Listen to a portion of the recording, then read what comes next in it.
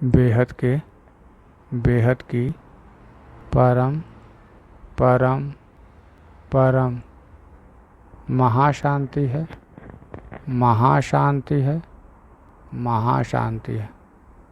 आइए एक कदम almighty authority की ओर। सीरीज में आज के कुछ शब्द हैं जो महावाक्यों से लिए गए हैं। वो इस प्रकार हैं। पहला शब्द है स्व के संपन्न दर्पण। फिर दूसरा है वरदानी स्वरूप। फिर तीसरा है मुक्ति व जीवन मुक्ति। चौथा है अंतमति सो गति। और पांचवा है सब कुछ तेरा क्या लागे मेरा। ठीक है, तो शुरू करते हैं पहले शब्द से, स्व के संपन्न दर्पण। तो स्व पहले समझते हैं स्व क्या है। स्व अगर हम अपने व्यवहार को देखें कि हम किसके लिए काम कर रहे हैं, किसको खुश करने के लिए काम कर रहे हैं, किसके अर्थ का काम कर रहे हैं। जैसे परिवार को खुश करने के लिए परिवार के अर्थ का, परिवार के काम का हो, या अपने शरीर के काम का हो, या अपने मन के काम का कुछ काम कर रहे हैं अपने मन अनुसार, या अपनी आत्मा अनुसार के काम का कुछ काम कर रहे हैं। तो स्व अगर आपकी आत्मा है, अगर स्व आपके आत्मा के अलावा कुछ भी है, तो आपका संपन्न दर्पण नहीं बनेंगे। आप जैसे साधारण इंसान हैं वैसे ही रहेंगे।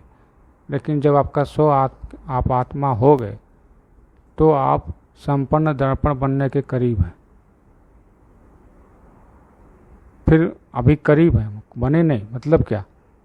मतलब ये है कि स्व का संपन्न दर्पण बनने के लिए उस आत्मा में पावर भी होनी चाहिए, आत्मा अनुभूति भी होनी चाहिए, और आत्मा उस अवस्था को प्राप्त भी कर ले जिसमें परमानंद रहता है। इसमें आनंद का भी परम हो जाता है और भी सूक्ष्म हो जाता है, और भी सूक्ष्म और ताकतवर। तो स्व का संपन्न दर्पण मतलब ये कि आप जब फरिश्ता स्वरूप बेहद की कला के परम धाम में श्वेत परम प्रकाश के बन जाएंगे। आपका शरीर भी श्वेत परम प्रकाश का और आपकी आत्मा भी श्वेत परम प्रकाश की 100%। तो आप उस समय स्वयं संपन्न दर्पण बन जाएंगे। फरिश्ता स्वरूप आपके इस जीवन में झलक दिखेगा, और जो उसमें अपने आप जो भी कुछ देखेगा उसको अपना स्व स्वरूप दिखाई देगा। आपके स्वरूप में जो भी देखेगा सामने वाला, उसको अपना स्व स्वरूप दिखाई देगा कि हाँ मैं भी तो ऐसा ही हूँ। सोचेगा हाँ मैं भी तो ऐसा ही हूँ, मैं तो भूल गया था। तो इस दर्पण को ही स्व का संपन्न दर्पण कहेंगे, कि जो दूसरों को भी याद दिला दे कि हाँ तुम भी वैसे ही हो जैसा मैं हूँ।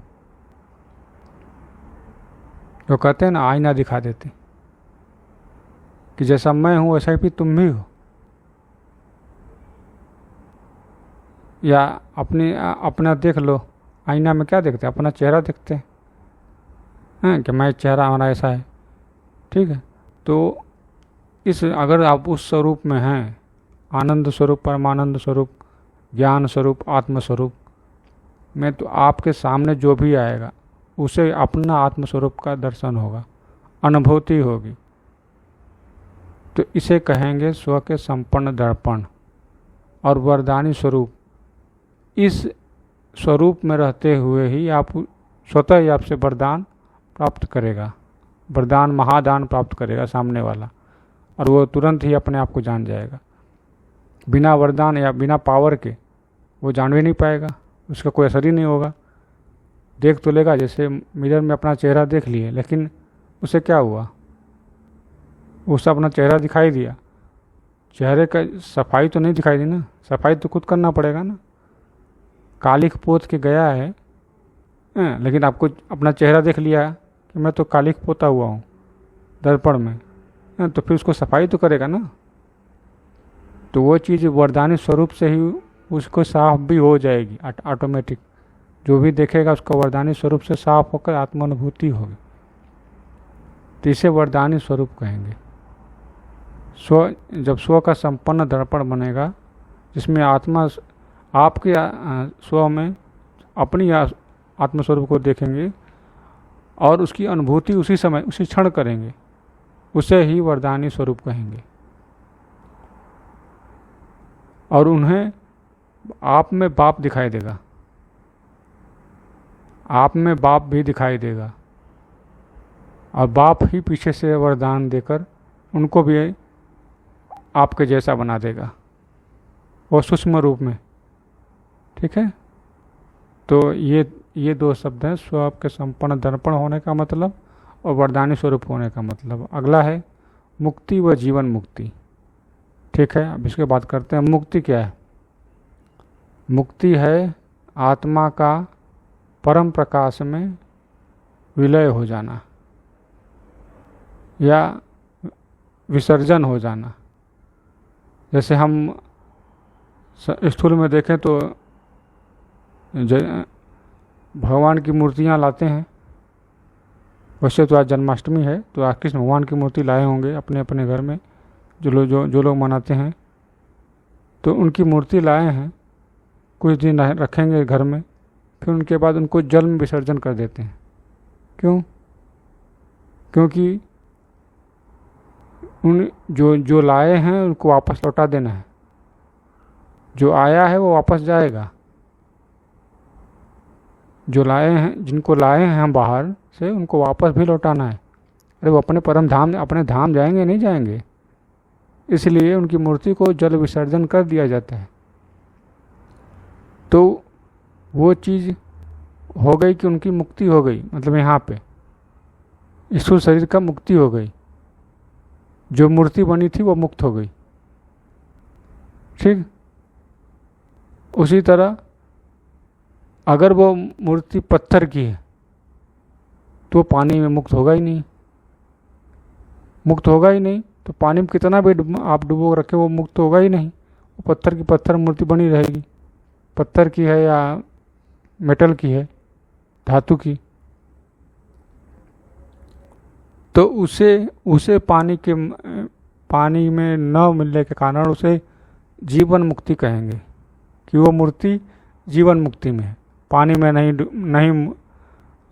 नहीं विसर्जित होगी। उसी तरह जब आत्मा परम धाम में नहीं विसर्जित होती। क्यों? क्योंकि उसमें पावर ज़्यादा है, ज़्यादा कला की है, तो उस परम धाम में विसर्जित नहीं होगी। उसके लिए उसकी कला का परम धाम चाहिए। समझ में आया? समझने का प्रयास करिए कि अगर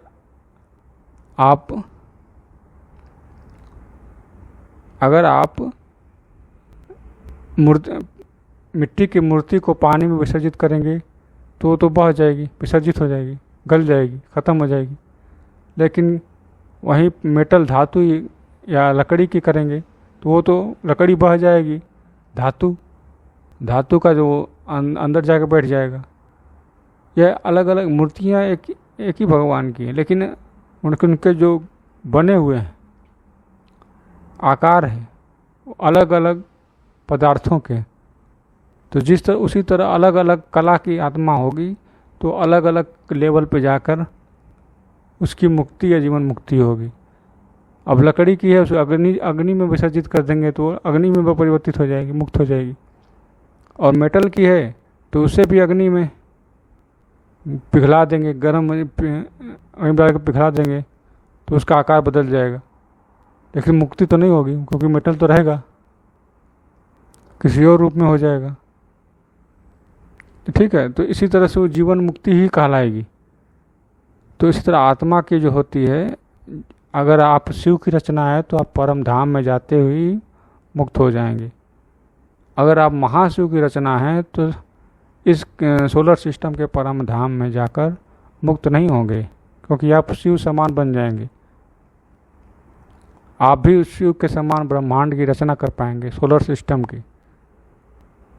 लेकिन अगर आप महाशिव के पास चले जाएंगे तो अपनी इच्छा से आप उस परम धाम में के परम प्रकाश में अपने आप को विलय कर सकते हैं अपनी इच्छा से। तो ये है मुक्ति और जीवन मुक्ति। फिर है अंत मति सो गति।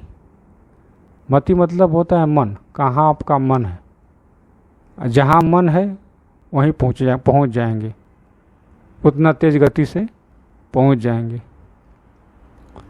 फिर तो अंत मति, तो अंत आप मतलब अंत तो पता नहीं अंत कब आएगा, लेकिन मति तो आज कहाँ लगानी है ये तो आप आज ही तय करेंगे ना।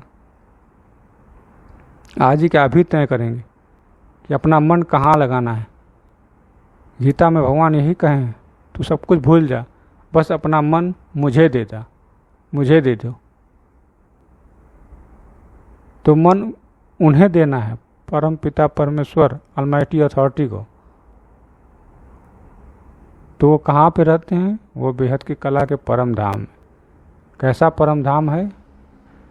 पूरा श्वेत कुहरे की तरह, और उसमें गजब की चुंबकीय शक्ति, इतनी गजब की कि वहाँ से संकल्प भी चलाना मुश्किल है, बाकी हलचल तो कुछ है ही नहीं। परम शांति शांति, उसे अपनी मति अपने मन में याद रखने का अभ्यास करते रहेंगे, तो फिर जब अंत आएगा तो सीधे आप वहीं पहुंच जाएंगे बेहद की कला के परम धाम में। क्योंकि आपका अंत समय में जहाँ मन है वहीं आपकी गति है, वहीं पहुँचेंगे। अब उतना दूर जाने में कितना गति स्पीड होगी ये तो कुछ कह भी नहीं सकते।